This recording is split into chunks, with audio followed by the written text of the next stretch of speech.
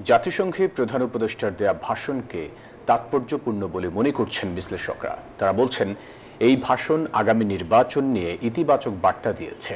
Doctor Mohammad ইউনূসের new York সফর দেশের রাজনৈতিক স্থিতিশীলতার জন্য সহায়ক হবে বলেও মনে করেন তারা। বিস্তারিত আল মুহাইমিনুল খানের রিপোর্টে। জাতিসংঘ সাধারণ পরিষদের ৮০তম অধিবেশনে বিশ্ব নেতাদের সামনে বাংলাদেশ আগামী দিনের পথরেখা তুলে ধরেছেন অন্তর্বর্তী সরকারের প্রধান উপদেষ্টা ডক্টর মোহাম্মদ ইউনূস। তার ভাষণে উঠে আসে বাংলাদেশের আগামী সংসদ নির্বাচন, সংস্কার এবং বিদেশে পাচার হওয়া অর্থ ফিরিয়ে আনার মতো গুরুত্বপূর্ণ বিষয়।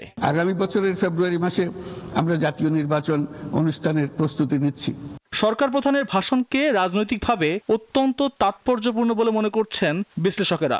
তারা মনে করছেন এই ভাষণ আগামী ফেব্রুয়ারিতে একটি অবাধ ও সুষ্ঠু নির্বাচন আয়োজনের বিষয়ে আন্তর্জাতিক মহলে ইতিবাচক বার্তা পৌঁছে দেবে। বান্ডেল থাকলে প্রতি সেনমানিতে টাকা বাঁচবে। বিকাশ সেনমানি বান্ডেল কিনে জিতুন প্রতি লেনদেনে। যে বক্তব্য তিনি দিয়েছেন মূলত বাংলাদেশ গণঅভ্যুত্থানের পর থেকে কোন রাস্তায় হাঁটছে এই বিষয়টা তিনি পরিষ্কারভাবে সবার সামনে তুলে ধরেছেন।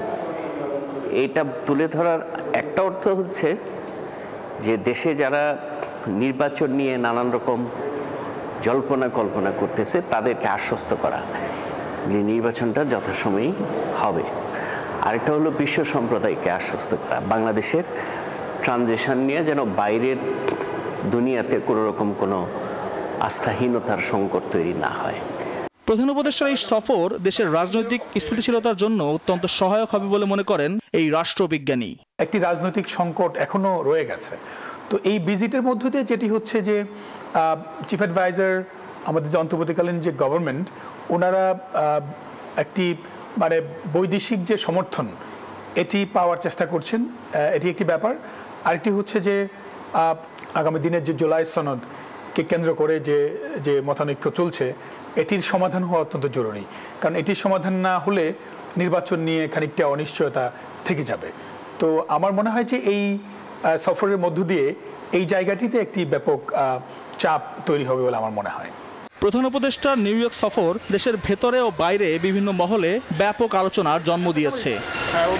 জাতিসংঘ অধিবেশনে ডক্টর মোহাম্মদ ইউনূসের দেওয়া ভাষণে দেশের রাজনৈতিক অঙ্গনে নতুন এক সম্ভাবনা তৈরি হয়েছে বলে মনে করছেন বিশেষজ্ঞরা। তারা বলছেন নির্ধারিত সময়ে নির্বাচন দেওয়ার মধ্য দিয়ে যদি নির্বাচিত সরকারের কাছে সুষ্ঠুভাবে ক্ষমতা হস্তান্তর করা হয় তবেই দেশের রাজনৈতিক অঙ্গনে ফিরবে স্থিরতা। আল মুহাইমিনুল খান, নিউজ 24, ঢাকা।